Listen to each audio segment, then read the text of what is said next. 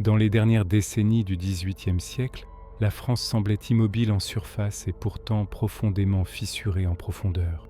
Sous le vernis éclatant de la monarchie la plus prestigieuse d'Europe, un monde ancien approchait de son point de rupture. Les palais brillaient encore de dorure, les cérémonies suivaient un rituel immuable, les cloches des églises rythmaient les jours comme elles l'avaient fait pendant des siècles. Mais derrière cette apparente stabilité, une tension sourde montait, nourrie par l'injustice, la misère et une colère longtemps contenue. Le royaume reposait sur un ordre social hérité du Moyen Âge. La société était divisée en 3 ordres, le clergé, la noblesse et le tiers-état. Les 2 premiers, minoritaires en nombre, concentraient privilèges, terres, exemptions fiscales et honneurs. Le 3e, immense majorité de la population, portait le poids des impôts, des corvées et des crises économiques. Paysans écrasés par les redevances seigneuriales, artisans soumis à des règlements étouffants, ouvriers urbains vivant au jour le jour, bourgeois instruits mais exclus du pouvoir. Tous appartenaient au tiers-état, mais leurs intérêts divergeaient autant que leurs souffrances se ressemblaient. La monarchie absolue, théoriquement toute puissante, était en réalité fragilisée par des décennies de guerres coûteuses et de mauvaise gestion financière. Les caisses de l'État étaient vides. Les tentatives de réforme fiscale se heurtaient systématiquement aux résistances des privilégiés qui refusèrent de renoncer à leurs exemptions. Chaque ministre des Finances tentait, échouait puis disparaissait, emporté par l'hostilité de la cour et l'inertie des institutions. Pendant ce temps, la dette grossissait et le peuple payait. À cette crise financière s'ajoutait une crise économique et sociale aiguë. Les mauvaises récoltes des années 1780 provoquèrent une hausse vertigineuse du prix du pain, aliment de base de la population. Dans les villes, les émeutes frumentaires se multipliaient. Dans les campagnes, la faim poussait au désespoir. Les rumeurs circulaient, amplifiées par la peur et la colère. On accusait les accapareurs, les aristocrates, parfois même le roi, de comploter contre le peuple. Mais la crise n'était pas seulement matérielle, elle était aussi intellectuelle. Depuis plusieurs décennies, les idées nouvelles circulaient dans les salons, les cafés, les loges maçonniques et les livres clandestins. La raison, la liberté, l'égalité devant la loi, la souveraineté du peuple, ces concepts remettaient en cause les fondements mêmes de la monarchie de droit divin. On osait désormais penser que l'autorité ne venait pas de Dieu, mais de la nation, que les lois devaient s'appliquer à tous, que les privilèges étaient une injustice. Lorsque le roi décida, contraint par la faillite imminente, de convoquer les États généraux en 1789, il pensait résoudre une crise financière. Il ouvrait en réalité une brèche politique irréversible. Les États généraux n'avaient pas été réunis depuis plus de 160 ans. Leur convocation réveilla d'immenses espoirs. Partout dans le royaume, les assemblées locales rédigèrent des cahiers de doléances. On y trouvait la plainte, la colère, mais aussi une vision, celle d'une France plus juste, où l'impôt serait équitable, où la loi serait la même pour tous, où la voix du peuple serait entendue. À Versailles, dès l'ouverture des États généraux, la question du vote devint centrale. Les privilégiés voulaient maintenir le vote par ordre, qui leur garantissait la majorité. Le tiers-État exigeait le vote par tête, au nom de sa supériorité numérique. Le conflit semblait technique, mais il touchait au cœur du pouvoir. Très vite, le blocage devint total.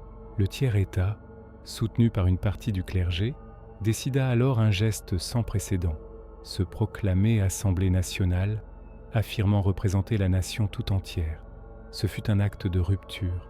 Pour la première fois, l'autorité du roi était ouvertement contestée au nom de la souveraineté nationale. Lorsque les députés furent exclus de leur salle de réunion, ils se rassemblèrent ailleurs et jurèrent de ne pas se séparer avant d'avoir donné une constitution à la France. Ce serment marqua un basculement symbolique. Le pouvoir n'était plus seulement un héritage, il devenait une construction collective. À Paris, la tension montait. Les rumeurs de complot royal, la présence de troupes autour de la capitale, le renvoi d'un ministre populaire mirent le feu aux poudres. Le peuple parisien, armé de colère et de peur, se souleva. Le 14 juillet 1789, une forteresse médiévale, symbole de l'arbitraire et de la prison sans jugement, fut prise d'assaut. Sa chute eut un retentissement immense, bien au-delà de sa valeur militaire. Elle signifiait que le peuple pouvait abattre les symboles de l'oppression. Dans les campagnes, une autre révolution se déclenchait. Des rumeurs de brigands envoyés par les seigneurs se propagèrent. Les paysans, terrifiés mais déterminés, attaquèrent les châteaux, brûlèrent les titres féodaux, refusèrent les redevances. Cette grande peur força les députés à agir. Dans une nuit de bouleversement, les privilèges féodaux furent abolis. En quelques heures, un ordre social millénaire s'effondrait. La Révolution entra alors dans une phase d'enthousiasme et d'espoir. Une déclaration solennelle affirma les droits naturels de l'homme, liberté, égalité, propriété, résistance à l'oppression. La loi devenait l'expression de la volonté générale. La monarchie semblait pouvoir survivre, transformée, limitée par une constitution. Mais derrière les mots grandioses, les fractures demeuraient. Le roi accepta les réformes, mais sans conviction. La cour complotait. Une partie de la noblesse émigrait, espérant un retour par la force. La confiance entre le pouvoir et la nation se désagrégeait. Lorsque le roi tenta de fuir le pays, la rupture devint presque irréparable. L'image sacrée du monarque protecteur se transforma en celle d'un traître potentiel. La Révolution se radicalisa sous la pression des guerres extérieures et des menaces intérieures. Les monarchies européennes voyaient avec effroi la chute de l'ordre ancien et craignaient la contagion.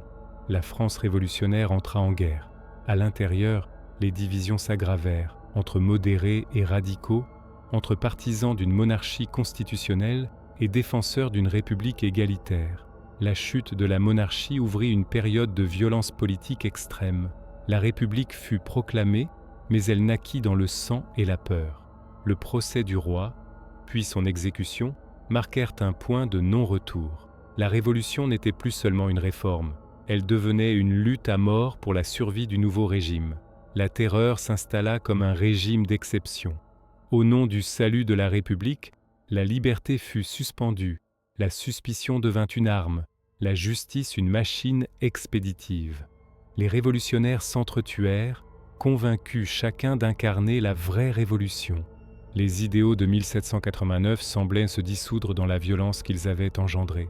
Puis, épuisée par les excès, la Révolution se retourna contre ses propres figures les plus radicales. La chute des dirigeants de la terreur marqua la fin d'une phase, mais non celle des bouleversements. Un régime plus conservateur tenta de stabiliser le pays, sans jamais parvenir à effacer l'héritage révolutionnaire.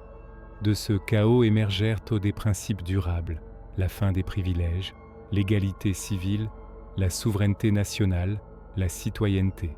La Révolution française avait transformé à jamais la France et le monde. Elle avait montré que l'ordre ancien pouvait être renversé, que le peuple pouvait devenir acteur de l'histoire, mais aussi que la quête de liberté pouvait engendrer ses propres monstres. Ainsi, née d'une crise financière, nourrie par l'injustice sociale et portée par des idées nouvelles, la Révolution française fut à la fois une promesse et une tragédie, un espoir immense et une épreuve terrible. Elle demeure l'un des moments les plus intenses où une nation chercha, dans la douleur et le sang, à se réinventer elle-même. Après l'effondrement de l'autorité royale à l'été 1789, la France entra dans une période étrange où l'enthousiasme révolutionnaire cohabitait avec une peur diffuse. Dans les villes, on célébrait la fin de l'arbitraire, on arborait des cocardes, on parlait de liberté comme d'une conquête enfin arrachée à l'histoire. Dans les campagnes, pourtant, l'inquiétude demeurait. Les châteaux brûlés laissaient derrière eux des ruines fumantes, mais aussi un vide. L'ancien ordre était détruit et le nouveau n'était pas encore solidement établi. À Paris, l'Assemblée nationale constituante travaillait sans relâche à transformer la révolte en système politique. Chaque débat était chargé d'une tension immense, car il ne s'agissait pas seulement d'écrire des lois, mais de refonder la société elle-même. Les députés s'affrontaient sur la place du roi, sur l'étendue de la souveraineté populaire, sur les droits réels du citoyen. L'idée d'une monarchie constitutionnelle semblait encore possible, mais elle reposait sur une confiance fragile, déjà fissurée. Le roi, désormais installé aux Tuileries, vivait sous le regard constant du peuple parisien.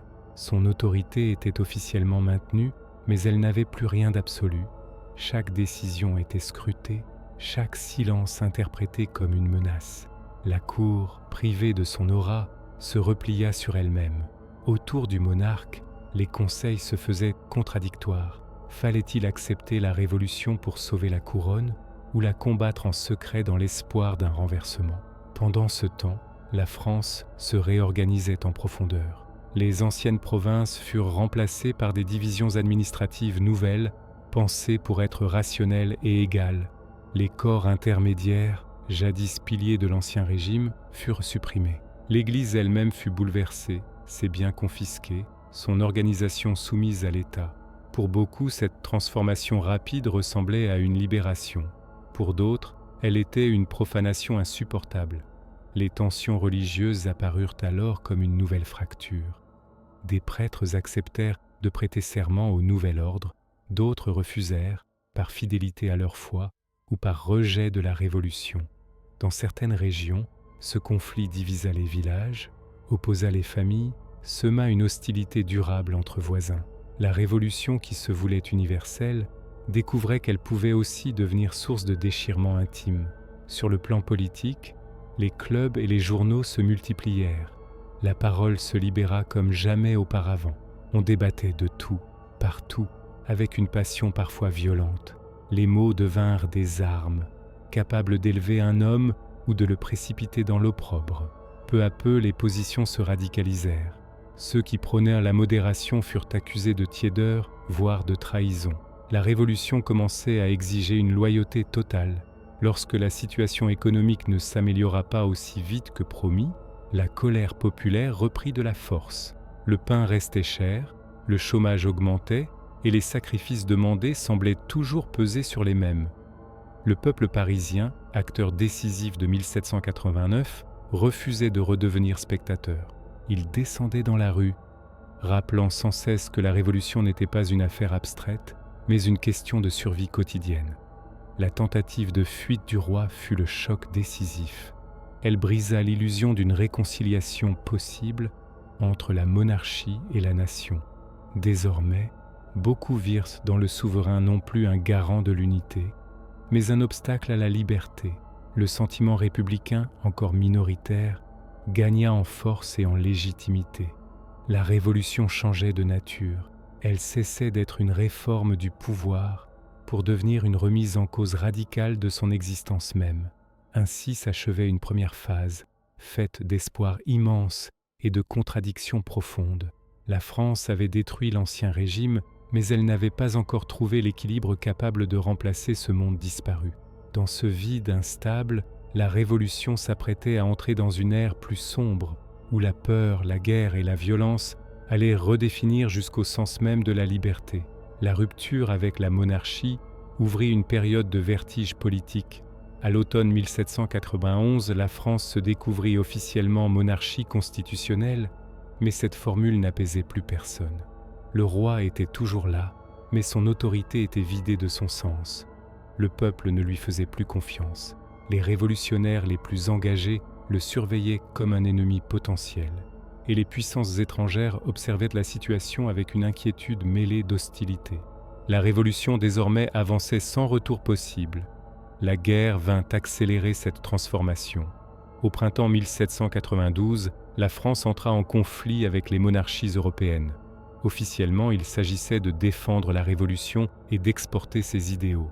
En réalité, la guerre révéla immédiatement la fragilité du nouveau régime. L'armée était désorganisée. Les officiers issus de la noblesse désertaient ou conspiraient. Les défaites s'accumulaient. À Paris, chaque revers militaire était interprété comme une preuve supplémentaire de la trahison intérieure. La peur s'installa dans la capitale. On craignait une invasion étrangère, un complot royaliste, un effondrement total de la Révolution. Cette peur nourrissait la radicalisation politique. Les discours se durcirent. Les appels à la vigilance se transformèrent en appels à la répression. Dans les rues, le peuple ne demandait plus seulement du pain et des droits, mais des têtes. La violence, jusque-là perçue comme un moyen exceptionnel, devenait une réponse ordinaire. L'été 1792 marqua un basculement décisif. Sous la pression populaire, la monarchie fut suspendue, le palais fut pris d'assaut, la famille royale emprisonnée. La France ne se contentait plus de limiter le pouvoir du roi, elle le rejetait. Quelques semaines plus tard, la République fut proclamée. Cet acte solennel, chargé d'espoir, naissait pourtant dans un climat de guerre et de suspicion extrême. Très vite se posa la question du sort de l'ancien roi. Son procès cristallisa toutes les contradictions de la Révolution. Était-il un simple citoyen coupable de trahison ou une figure symbolique dont la mort risquait de plonger la France dans un cycle de violence irréversible? Le débat fut intense, passionné, sans compromis possible. La condamnation à mort fut votée de justesse. L'exécution du roi, en janvier 1793, fut un choc immense. En faisant tomber la tête du monarque, la Révolution coupait définitivement les ponts avec l'ordre ancien. Mais cette victoire apparente ouvrit une période encore plus dangereuse. La République était désormais encerclée par des ennemis extérieurs et minée par des divisions internes. Des régions entières se soulevèrent contre le pouvoir central, refusant les nouvelles lois et la conscription. La Révolution, qui se voulait libératrice, se retrouvait contrainte de se défendre par la force contre une partie de son propre peuple. Face à ces menaces, le pouvoir se concentra entre les mains d'un petit nombre d'hommes convaincus que le salut de la République justifiait des mesures exceptionnelles. Les libertés proclamées quelques années plus tôt furent mises entre parenthèses. La surveillance, la dénonciation, l'arrestation devinrent des instruments politiques légitimes. La justice se transforma en un outil expéditif, censé purifier la nation de ses ennemis. La terreur s'installa progressivement, presque insidieusement. Au nom de la vertu et de la liberté, on arrêtait, on jugeait, on exécutait. La frontière entre coupable et innocent devenait floue, définie par le climat politique du moment. La Révolution, née d'un idéal de justice, semblait se dévorer elle-même.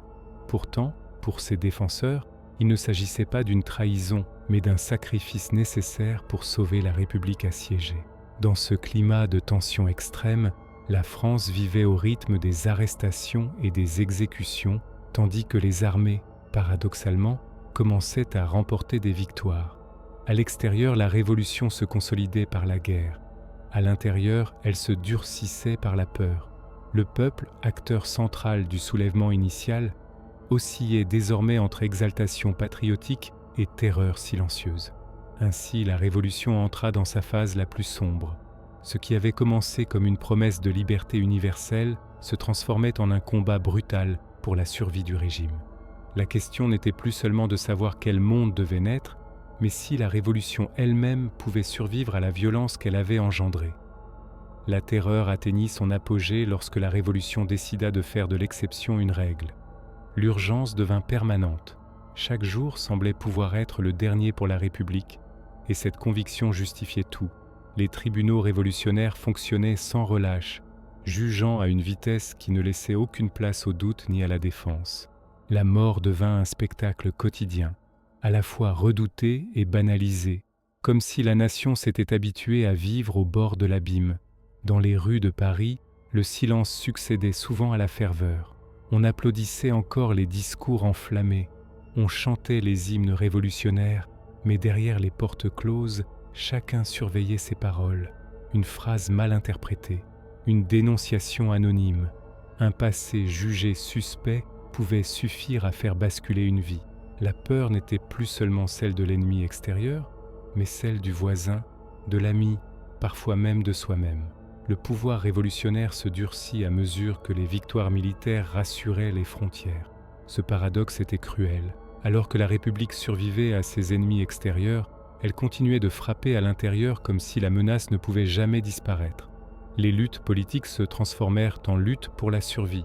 Ceux qui avaient été des héros de la Révolution devinrent à leur tour suspects, accusés de faiblesse, d'ambition personnelle ou de trahison idéologique. Peu à peu, la logique de la terreur se retourna contre ses propres artisans. La Révolution, qui prétendait purifier la nation, se retrouvait incapable de définir un terme à cette purification. La vertu exigée devenait si absolue qu'aucun homme ne pouvait prétendre l'incarner durablement. La chute des figures dominantes fut brutale, presque inévitable. Leur disparition marqua un tournant psychologique. La peur changea de camp. Lorsque le régime de la terreur s'effondra, ce ne fut pas dans un élan de liberté retrouvée, mais dans un soulagement épuisé. La France sortait de cette période saignée, traumatisée, désorientée. Les prisons se vidèrent, les exécutions cessèrent, mais les cicatrices demeuraient profondes. Des familles entières avaient disparu, des régions restaient marquées par la violence et la confiance, une fois brisée, ne se réparait pas facilement. Un nouveau pouvoir tenta alors de rétablir l'ordre sans revenir à l'ancien régime. On parla de modération, de stabilité, de retour à la raison. Pourtant, la Révolution avait changé trop de choses pour que l'on puisse simplement refermer la parenthèse. Les principes proclamés au début du mouvement continuaient de hanter la vie politique, même lorsqu'ils étaient trahis ou détournés. Le régime qui suivit chercha à gouverner par l'équilibre et la prudence, mais il reposait sur des bases fragiles. La corruption s'installa, le désenchantement gagna la population et l'idéal révolutionnaire sembla s'éloigner. Le peuple, qui avait renversé un roi et traversé la terreur, se retrouvait face à une nouvelle forme d'instabilité, moins sanglante mais tout aussi incertaine. Ainsi, la Révolution entra dans sa dernière grande phase, marquée par la fatigue et l'attente d'un ordre nouveau. Les rêves de 1789 n'étaient pas morts, mais ils avaient perdu leur innocence. La France cherchait désormais non plus à détruire, mais à se reconstruire, consciente que le monde ancien ne reviendrait jamais et que le monde nouveau restait encore à inventer.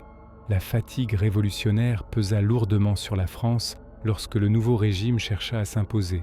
Après les années de feu et de sang, le pays aspirait avant tout à la stabilité. Les foules, jadis prêtes à mourir pour des idéaux, semblaient désormais vouloir simplement vivre. Pourtant, sous cette lassitude apparente, les tensions restaient vives. La Révolution avait détruit l'ancien régime, mais elle n'avait pas encore trouvé la forme politique capable de canaliser durablement les forces qu'elle avait libérées. Le pouvoir tenta de s'éloigner des excès passés en rétablissant une forme d'ordre légal et institutionnel. Les discours exaltés laissèrent place à un langage plus froid, plus pragmatique. On parlait d'administration, de finances, de sécurité. Mais cette volonté de normalisation se heurta rapidement à la réalité. La société restait profondément divisée. Les anciens révolutionnaires radicaux se sentaient trahis. Les modérés craignaient un retour de la violence. Les royalistes espéraient encore une revanche. Dans les rues, la misère n'avait pas disparu. Le peuple qui avait tant sacrifié avait le sentiment que les promesses de justice sociale s'éloignaient. La corruption gangrenait le pouvoir. Les spéculations enrichissaient quelques-uns, tandis que la majorité peinait à survivre. La révolution qui avait commencé au nom de l'égalité semblait produire de nouvelles formes d'injustice. Cette désillusion nourrissait une colère sourde, moins explosive que celle de 1789, mais plus profonde. L'armée, en revanche, gagnait en prestige.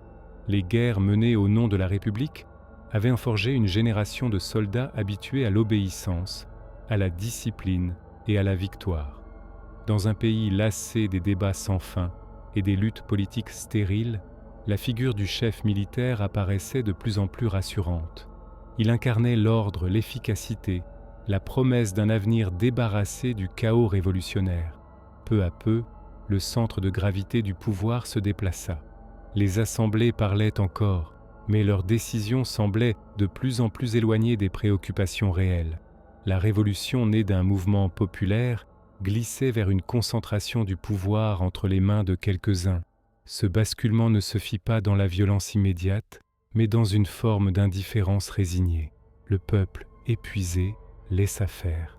Ainsi, la révolution s'approchait de son terme sans véritable conclusion triomphale. Elle n'avait pas accompli tous ses rêves, mais elle avait transformé irréversiblement la France. Les privilèges avaient disparu, l'égalité civile était devenue un principe fondamental, la souveraineté nationale ne pouvait plus être ignorée. Même lorsque le pouvoir s'éloignait du peuple, il ne pouvait plus prétendre régner sans lui. La Révolution française ne se termina pas par un apaisement définitif, mais par une métamorphose. Elle laissa derrière elle un pays changé à jamais. conscient de sa force collective et de ses contradictions. Elle avait ouvert une ère nouvelle, où plus rien ne serait jamais entièrement stable, mais où l'idée même de liberté continuerait de hanter chaque génération, comme une promesse inachevée et un avertissement éternel. La transformation finale de la Révolution se fit presque sans éclat, comme une braise qui ne brûle plus, mais continue de diffuser une chaleur sourde. Les institutions issues des dernières années révolutionnaires tentaient de gouverner un pays fatigué, instable, profondément marqué par une décennie de bouleversements. La politique n'enflammait plus les foules comme autrefois. Elle suscitait désormais méfiance, lassitude, parfois indifférence. Pourtant, derrière cette apparente accalmie, la Révolution poursuivait son œuvre de manière plus silencieuse. La société française ne ressemblait plus en rien à celle d'avant 1789. Les hiérarchies anciennes avaient été brisées. Les titres n'avaient plus la même valeur. Les privilèges avaient disparu. Et même ceux qui rêvaient d'un retour en arrière savaient qu'il serait impossible de restaurer intégralement l'ordre ancien. Les mentalités avaient changé plus profondément encore que les institutions. On avait appris à contester, à exiger des droits, à considérer le pouvoir comme quelque chose qui devait se justifier. Les campagnes, longtemps théâtre de peur et de révolte, entraient dans une phase plus calme, mais marquée par une méfiance durable envers toute autorité centrale. Les villes, quant à elles, restaient des foyers d'agitation potentielle, où la misère pouvait à tout moment rallumer l'étincelle de la colère. La Révolution avait donné une voix au peuple, mais elle n'avait pas toujours su répondre à ses attentes concrètes. Cette frustration demeurait, prête à se transformer de nouveau en force politique. Sur le plan des idées, l'héritage révolutionnaire continuait de se diffuser bien au-delà des frontières françaises. Les notions de citoyenneté, de droits individuels, de souveraineté nationale inspiraient ou inquiétaient les autres peuples d'Europe. La Révolution française cessait d'être seulement un événement national. Elle devenait un repère historique, un modèle autant qu'un contre-exemple, admiré pour son audace et redouté pour sa violence. À l'intérieur du pays, une nouvelle forme d'autorité se dessinait, moins fondée sur la tradition que sur l'efficacité. L'expérience des années précédentes avait convaincu beaucoup de Français qu'un pouvoir fort pouvait apparaître comme la seule garantie contre le chaos. Cette aspiration à l'ordre n'effaçait pas les idéaux révolutionnaires, mais elle les plaçait au second plan. La liberté restait un principe, mais la stabilité devenait une nécessité. Ainsi, la Révolution française ne s'éteignit pas dans un moment précis. Elle se transforma, se dilua, se fixa dans les structures de l'État et dans la mémoire collective. Elle laissa derrière elle une nation consciente de sa capacité à se soulever, mais aussi des dangers de l'excès. Elle enseigna que le renversement d'un monde ancien ne garantissait pas la naissance immédiate d'un monde meilleur. Ce que la Révolution transmit avant tout, ce fut une question plus qu'une réponse. Comment concilier liberté et ordre, égalité et efficacité, souveraineté du peuple et stabilité politique? Cette question, née dans les rues, les assemblées et les prisons de la France révolutionnaire, ne cessa plus d'habiter l'histoire. Et même lorsque la Révolution sembla s'achever, son esprit, lui, continuait de marcher aux côtés des générations suivantes, comme une ombre impossible à dissiper. La mémoire de la Révolution s'installa alors comme une présence constante, presque oppressante. Chaque décision politique, chaque tentative de réforme, chaque effort pour restaurer l'autorité se heurtait à ce passé encore brûlant. On gouvernait désormais avec le souvenir de 1789, de la chute de la monarchie, de la terreur, comme avec un avertissement gravé dans la conscience collective. Rien ne pouvait plus être fait comme avant, car le peuple avait appris qu'un ordre pouvait être renversé. Dans les esprits, la Révolution avait bouleversé la relation entre l'individu et l'État. Le sujet était devenu citoyen, et ce mot portait en lui une exigence nouvelle. Même ceux qui ne participaient plus activement à la vie politique savaient que le pouvoir devait rendre des comptes. L'obéissance n'était plus naturelle ni sacrée, elle devait être justifiée. Cette transformation invisible, plus profonde que les lois, fut l'un des héritages les plus durables de la Révolution. Les anciennes élites, même lorsqu'elles retrouvaient une place dans la société, ne pouvaient plus ignorer cette réalité.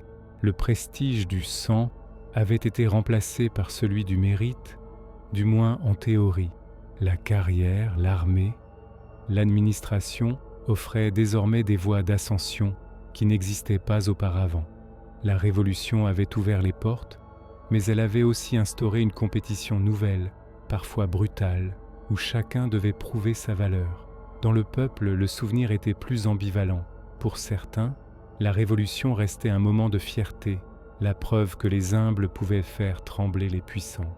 Pour d'autres, elle évoquait surtout la faim, la peur, la perte de proches, les promesses non tenues. Cette mémoire divisée empêchait toute interprétation simple. La Révolution était à la fois libération et traumatisme, espoir et deuil. À mesure que le temps passait, les événements se transformaient en symboles. La prise d'une forteresse, l'abolition des privilèges, la proclamation des droits devenaient des repères presque mythiques. On les invoquait pour légitimer des choix politiques, pour rallier des foules, pour condamner des adversaires. La Révolution cessait d'être seulement un fait historique, elle devenait un langage, une référence permanente dans le débat public. Pourtant, cette glorification partielle masquait souvent la complexité du vécu réel. Derrière les grands mots, il y avait eu des contradictions, des hésitations, des violences parfois absurdes. La Révolution n'avait pas suivi un plan clair. Elle avait avancé à tâtons, guidée par la peur autant que par l'idéal. Reconnaître cette réalité était difficile, car cela obligeait à admettre que l'histoire n'obéit pas toujours aux intentions les plus nobles. Ainsi, la France entra dans une ère nouvelle, hantée par son propre soulèvement. La Révolution n'était plus un événement en cours, mais elle n'était pas achevée pour autant. Elle survivait dans les lois, dans les institutions, dans les mentalités, mais aussi dans les peurs et les espérances. Elle avait appris au peuple qu'il pouvait être souverain et au pouvoir qu'il pouvait être renversé. C'est dans cette tension permanente que se referma une grande page de l'histoire française. Non par un point final net et apaisé, mais par une virgule, laissant la phrase ouverte. La Révolution française avait bouleversé le monde, et même lorsque le tumulte se taisait, son écho continuait de résonner, rappelant que la liberté conquise dans la fureur reste toujours fragile, et que chaque génération doit, à sa manière, décider ce qu'elle est prête à en faire. Avec le recul, la Révolution française apparut comme un seuil franchi, sans possibilité de retour. Elle ne fut pas seulement une succession d'événements politiques, mais une expérience collective qui transforma la manière même de penser l'histoire. Avant elle, le changement semblait lent, presque naturel, inscrit dans une continuité immuable. Après elle, l'idée s'imposa que le monde pouvait être refait par la volonté humaine, parfois en quelques mois, parfois en quelques jours. Cette prise de conscience eut un effet durable sur la société française. Chaque génération hérita d'une responsabilité nouvelle, celle de préserver ou de corriger l'héritage révolutionnaire. Les débats politiques cessèrent d'être de simples querelles d'intérêts pour devenir des affrontements de vision du monde.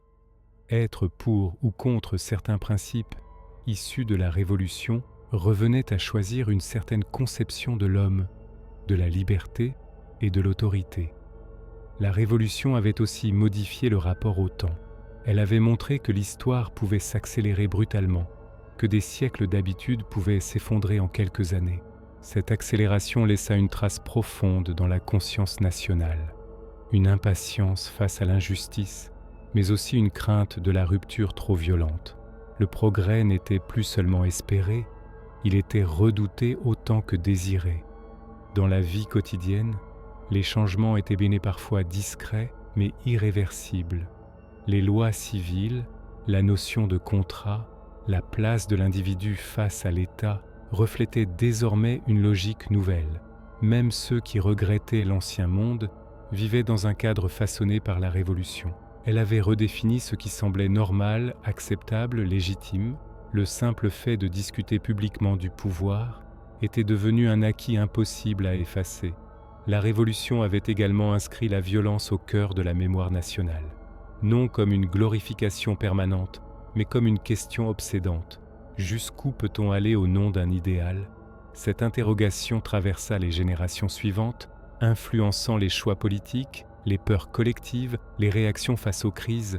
La liberté conquise dans le sang portait en elle le souvenir de son prix.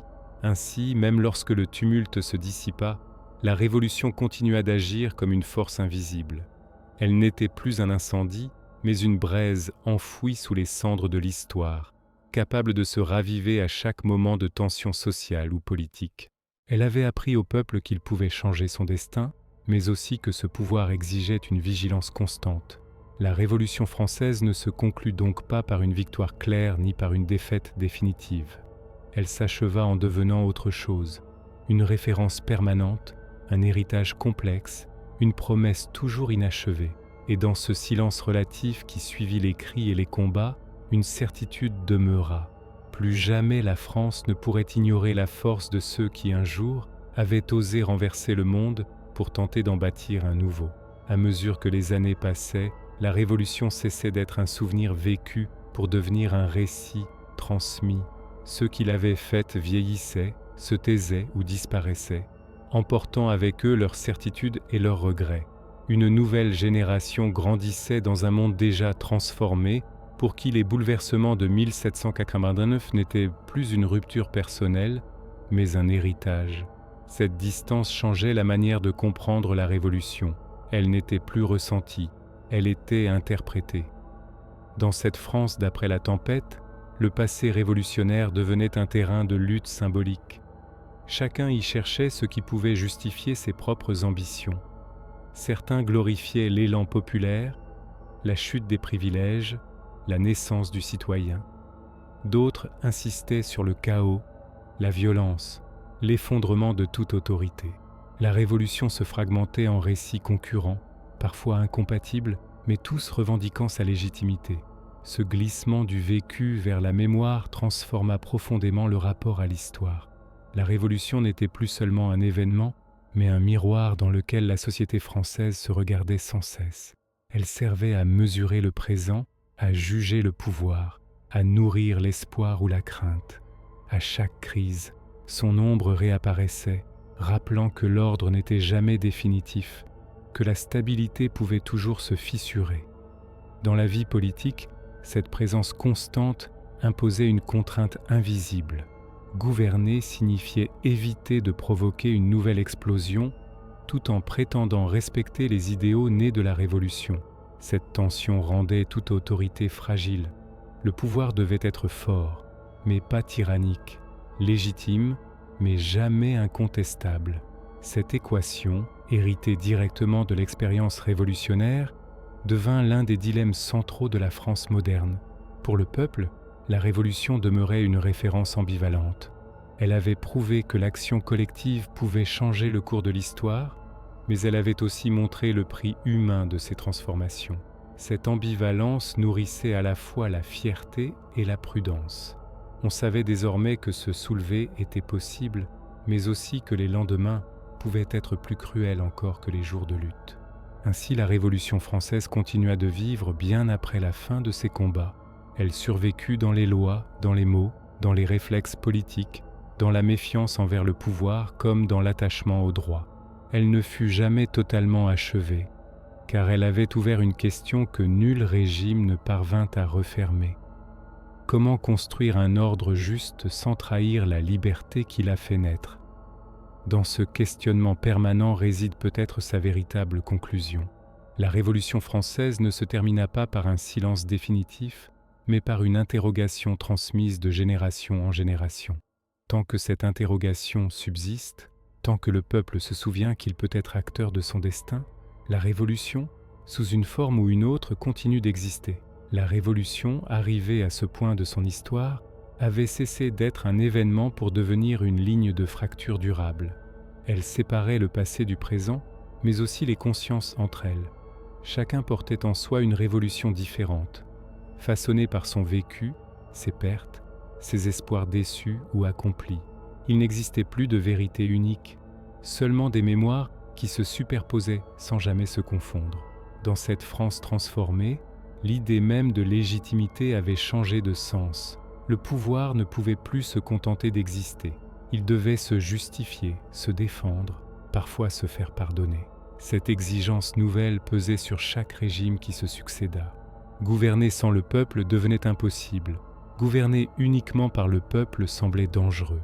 La Révolution avait ouvert un espace politique immense, mais instable, où aucune solution ne paraissait définitive. Le plus profond bouleversement n'était peut-être pas visible dans les institutions, mais dans les mentalités. L'obéissance aveugle avait disparu. Même dans les périodes de retour à l'ordre, une distance subsistait entre le pouvoir et ceux qu'il gouvernait.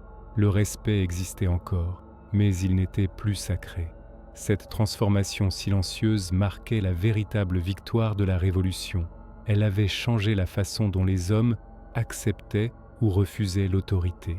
La violence révolutionnaire, quant à elle, laissait un héritage ambigu. Elle inspirait à la fois la peur et la tentation.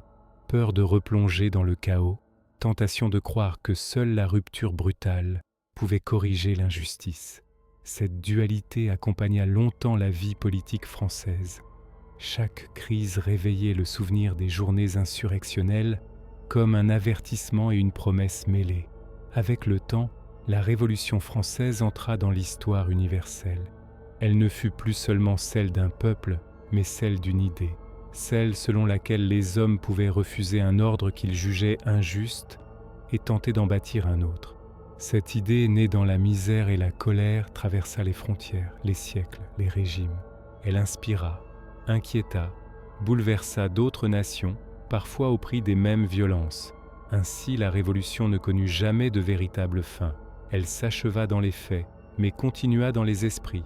Elle survécut comme une tension permanente entre ce qui est et ce qui devrait être. Elle rappela sans cesse que la liberté n'est jamais donnée une fois pour toutes, qu'elle se conquiert, se perd, se défend, parfois se déforme, et c'est peut-être là son héritage ultime. La Révolution française n'offrit pas un modèle parfait, ni une réponse définitive. Elle laissa une question ouverte, douloureuse et essentielle. Comment transformer le monde sans se perdre soi-même? Tant que cette question demeure vivante, tant que l'homme cherche à concilier justice, liberté et pouvoir, l'écho de la Révolution continue de résonner comme une voix venue du passé, refusant obstinément de se taire. La Révolution, désormais inscrite dans la durée, devint un héritage que nul ne pouvait ignorer sans en subir les conséquences. Elle n'était plus une force qui renversait, mais une présence qui obligeait à composer. Même lorsque l'ordre semblait rétabli, même lorsque le pouvoir paraissait solide, il reposait sur un sol fragilisé par l'expérience révolutionnaire. Le passé avait montré qu'aucune construction politique n'était éternelle. Dans la conscience collective, une frontière invisible s'était dessinée entre le monde d'avant et celui d'après. Avant, le pouvoir descendait d'en haut, presque naturellement. Après, il devait sans cesse être expliqué, défendu, justifié. Cette exigence pesait sur chaque dirigeant, qu'il le veuille ou non. Gouverner n'était plus seulement commander, c'était convaincre ou contraindre, souvent les deux à la fois. La Révolution avait également transformé la manière dont le peuple se percevait lui-même. Il ne se voyait plus uniquement comme une masse soumise aux décisions d'autrui, mais comme une force potentielle, capable d'agir collectivement. Même lorsque cette force restait silencieuse, elle existait en arrière-plan comme une menace latente ou une promesse enfouie. Le pouvoir savait désormais qu'il pouvait être contesté et le peuple savait qu'il pouvait contester. Cette nouvelle relation fut source d'une instabilité permanente. La liberté conquise avait ouvert un champ immense de possibles, mais elle avait aussi détruit les repères anciens, sans toujours offrir de solutions durables. La Révolution avait montré ce qu'il était possible de détruire, mais elle avait laissé ouverte la question de ce qu'il était réellement possible de construire sans retomber dans la violence ou l'injustice. Dans les discours, les symboles révolutionnaires continuaient d'être invoqués. Ils servaient à légitimer des choix, à mobiliser des soutiens, à dénoncer des adversaires. Mais plus le temps passait, plus ces symboles s'éloignaient de leur réalité originelle. Ils devenaient des images puissantes, parfois vidées de leur substance, utilisées autant pour unir que pour diviser. Pourtant, malgré cette instrumentalisation, l'essentiel demeurait. La Révolution avait inscrit dans l'histoire une idée irréversible, celle de la souveraineté du peuple. même affaiblie, même contournée, elle ne pouvait plus être totalement niée. Elle était devenue une référence incontournable, un point de comparaison constant pour juger la justice ou l'injustice d'un régime. Ainsi, la Révolution française continua d'exister comme une tension non résolue.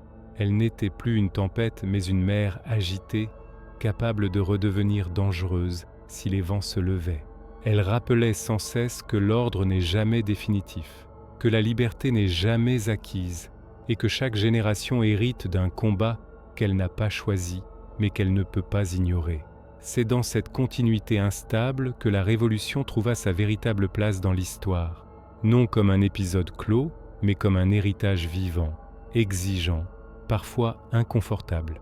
Elle ne promit pas le bonheur, elle n'assura pas la paix, mais elle offrit quelque chose de plus lourd encore, la responsabilité de décider, collectivement, du monde dans lequel on accepte de vivre. La Révolution, arrivée à ce stade de son héritage, laissait derrière elle un paysage moral profondément transformé. Elle avait brisé l'illusion d'une histoire immobile et révélé la fragilité de tous les ordres humains. Plus personne ne pouvait croire naïvement à l'éternité des institutions, ni à la neutralité du pouvoir. Chaque loi, chaque décision, chaque autorité portait désormais la trace d'un choix, donc d'une responsabilité.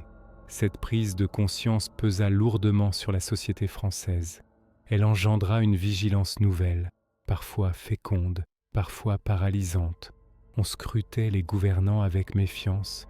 On redoutait les excès autant qu'on craignait l'injustice. Le souvenir de la Révolution rendait impossible toute confiance aveugle, mais il rendait tout autant impossible un abandon total de l'idéal de liberté. Entre ces deux pôles, la France avançait, hésitante, marquée par ses contradictions.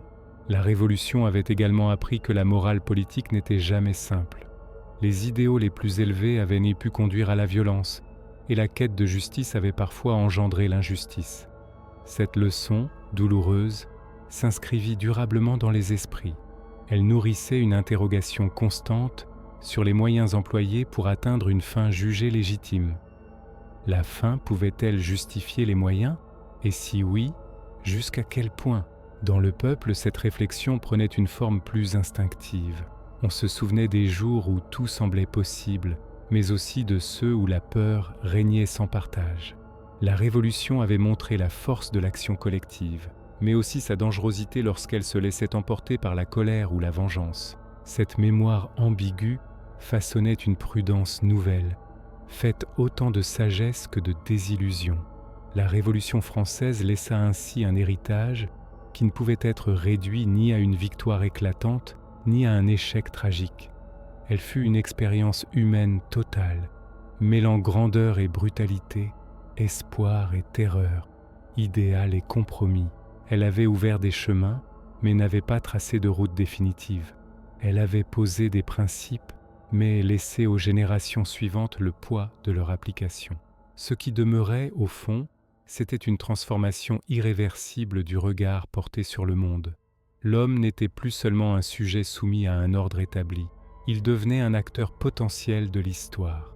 Cette conscience nouvelle ne garantissait ni la justice ni le bonheur, mais elle empêchait le retour à l'innocence d'avant. On savait désormais que le monde pouvait être changé et que ce changement avait un prix. Ainsi, la Révolution française s'inscrivit comme une rupture fondatrice, non parce qu'elle avait tout résolu, mais parce qu'elle avait tout remis en question. Elle avait appris au peuple que l'histoire n'était pas seulement héritée, mais aussi construite, parfois au prix du sang et des larmes. Et dans cette vérité inconfortable résidait peut-être sa leçon la plus durable. Car la Révolution ne demanda jamais d'être célébrée sans réserve. Elle exigea d'être comprise, interrogée, transmise avec lucidité. Elle laissa à la France et au monde, non un modèle figé, mais une responsabilité permanente, celle de chercher la liberté sans oublier le coût humain de ses excès et de poursuivre la justice sans perdre de vue la fragilité de l'homme qui prétend la servir. La Révolution, en avançant toujours plus loin dans le temps, révéla une autre dimension de son héritage, celle de la transmission imparfaite. Chaque génération recevait son récit, souvent fragmenté, parfois idéalisé, parfois assombri. On n'héritait pas seulement de faits, mais d'interprétation, de silence, de blessures mal refermées. La Révolution devenait ainsi une mémoire disputée, jamais totalement apaisée. Cette transmission inégale expliquait pourquoi elle continuait de provoquer des passions contradictoires. Pour certains, elle restait le moment fondateur de la liberté moderne, l'instant où un peuple avait osé se lever contre l'injustice. Pour d'autres, elle demeurait une catastrophe morale, un engrenage de violences incontrôlables ayant détruit des repères essentiels. Ces visions opposées coexistaient, s'affrontaient parfois, sans jamais parvenir à se résoudre. Dans l'éducation, dans les discours publics, dans la culture, la Révolution était constamment revisitée. Chaque époque y projetait ses propres inquiétudes. Lorsque la société doutait de l'autorité, on rappelait le besoin d'ordre né après les excès révolutionnaires. Lorsque l'injustice sociale réapparaissait trop visiblement, on invoquait l'élan de 1789 comme un rappel de la capacité du peuple à refuser l'oppression. La Révolution servait de réservoir symbolique où chacun puisait selon ses besoins. Mais au-delà des usages politiques, elle demeurait une expérience humaine profondément troublante. Elle avait mis à nu les contradictions de l'homme confronté au pouvoir, capable d'idéalisme absolu, mais aussi de cruauté extrême, prêt à mourir pour des principes, mais parfois incapable de supporter la liberté qu'il réclamait. Cette vérité dérangeante expliquait pourquoi la Révolution ne pouvait jamais être racontée comme une simple épopée.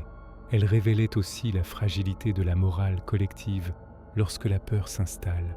Les mêmes foules qui acclamaient la liberté pouvaient applaudir la mort. Les mêmes discours qui exaltaient l'égalité pouvaient justifier l'exclusion ou l'élimination. La Révolution n'avait pas créé ces contradictions. Elle les avait rendues visibles, impossibles à ignorer. Elle avait montré que la frontière entre justice et violence pouvait devenir dangereusement mince. Ainsi, la Révolution française ne légua pas seulement des principes, mais une lucidité douloureuse sur la nature du pouvoir et de l'homme.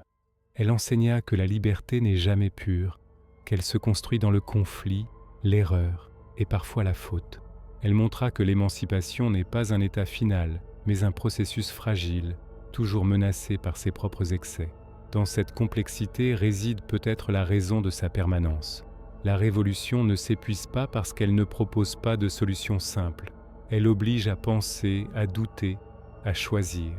Elle rappelle que l'histoire n'est pas un chemin rectiligne, mais une succession de ruptures, de recommencements et de désillusions.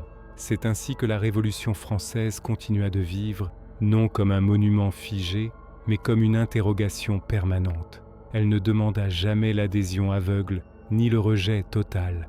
Elle imposa une exigence plus lourde, celle de regarder en face ce que signifie transformer le monde et d'accepter que toute tentative de libération engage une responsabilité immense dont nul ne peut se déclarer entièrement innocent. La Révolution française, à ce stade de son histoire, se révélait moins dans les événements visibles que dans leurs répercussions invisibles et durables. Elle avait instauré un nouvel ordre moral, social et politique qui ne pouvait plus être ni ignoré ni effacé. Les institutions, les lois, mais surtout les mentalités étaient transformées à jamais. La France n'était plus la même. Elle portait désormais le poids de sa propre capacité à bouleverser le monde. Cette transformation silencieuse mais profonde concernait autant le pouvoir que le peuple.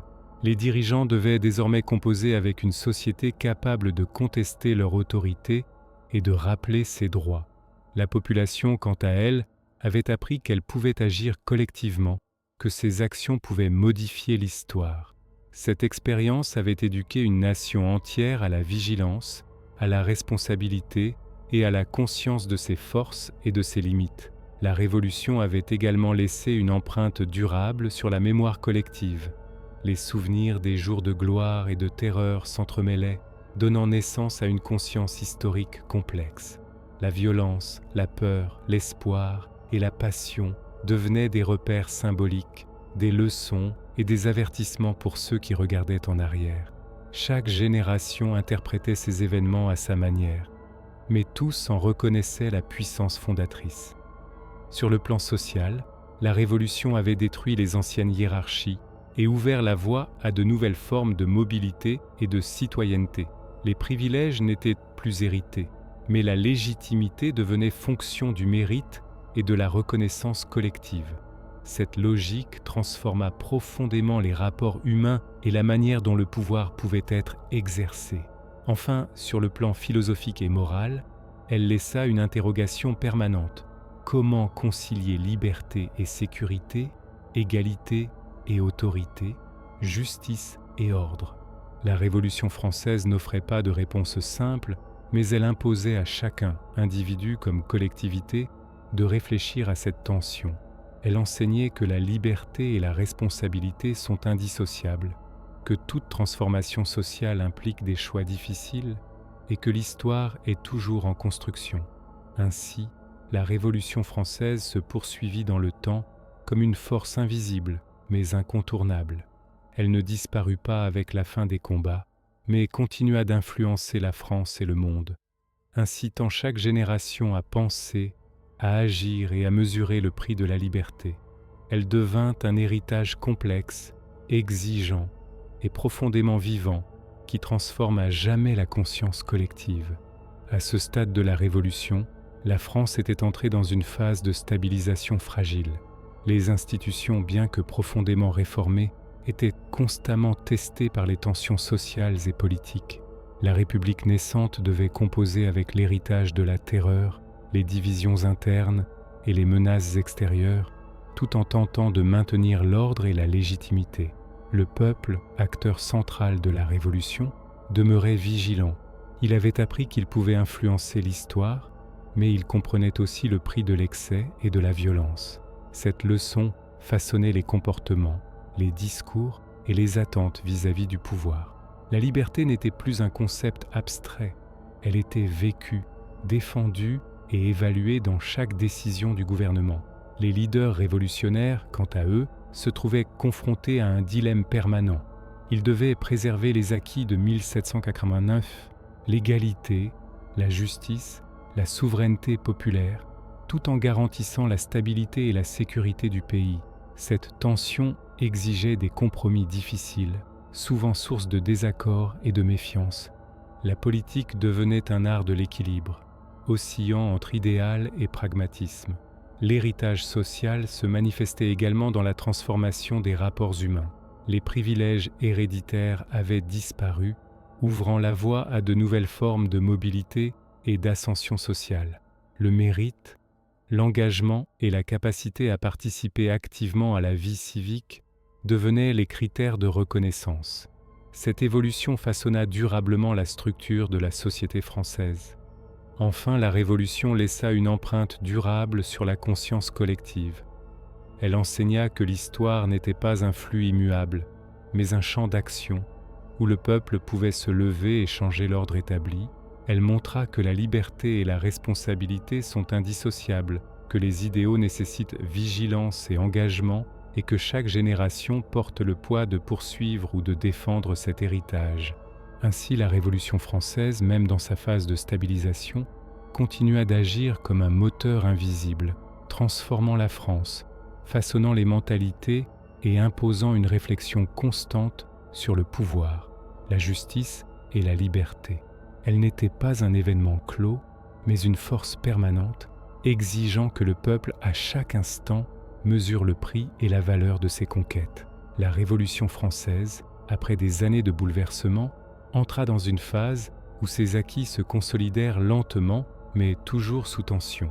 La monarchie avait disparu, les privilèges avaient été abolis et la notion de citoyen avait remplacé celle de sujet. Pourtant, la France restait divisée. Les souvenirs de la terreur, de la famine, des émeutes et des exécutions continuaient d'influencer la perception du pouvoir et de la légitimité. Dans ce contexte, les institutions se durcirent.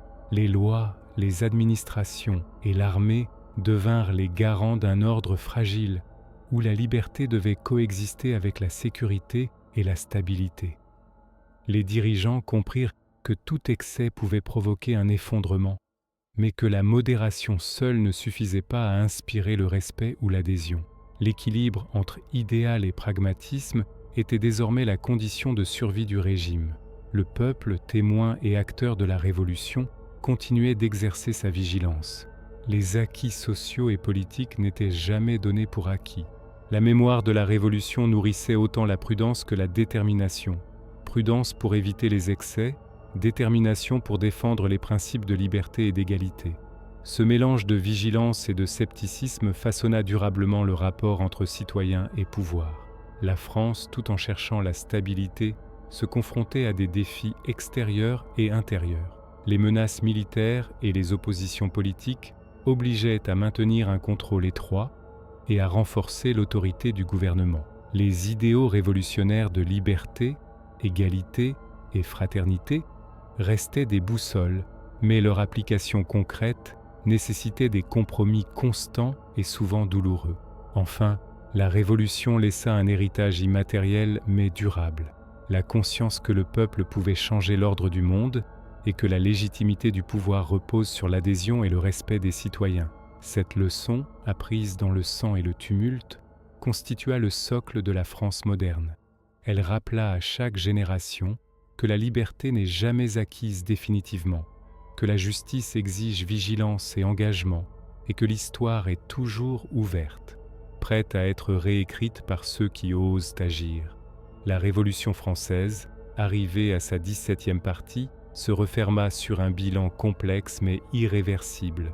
Après plus d'une décennie de bouleversements, de renversements et de violences, la France avait radicalement changé. Les institutions, la société et les mentalités portaient désormais l'empreinte de ces transformations profondes. L'ancien régime n'existait plus et son souvenir servait autant d'avertissement que de référence. Le peuple, qui avait été le moteur des événements, demeurait conscient de sa force. La Révolution lui avait appris qu'il pouvait agir collectivement, influencer le cours de l'histoire, mais aussi que ce pouvoir exigeait prudence et responsabilité. Les acquis, abolition des privilèges, égalité civile, souveraineté nationale, n'étaient jamais acquis pour toujours. Chacun devait les défendre, comprendre leur fragilité et leurs valeurs. Les institutions, nées dans le tumulte, cherchaient à stabiliser la société. Les lois et l'administration devenaient les gardiennes d'un ordre fragile, mais la vigilance populaire restait constante. La mémoire des excès passés, des jours de terreur et des épreuves, imposait une conscience permanente du prix de la liberté et de la responsabilité politique. L'héritage révolutionnaire dépassait la France. Les idées de liberté, d'égalité et de citoyenneté se diffusaient au-delà des frontières, inspirant ou inquiétant d'autres nations. La Révolution française devint un repère universel, un exemple de ce que le peuple peut accomplir, mais aussi de la complexité, de la violence et des dangers de tout bouleversement radical. En conclusion, la Révolution française ne se termina pas par un triomphe parfait ni un effondrement total. Elle s'acheva en transformant la France et en posant une question permanente aux générations suivantes. Comment concilier liberté, justice et stabilité, responsabilité individuelle et collective? Cet héritage, exigeant et vivant, demeure une leçon intemporelle sur la condition humaine, le pouvoir et la liberté.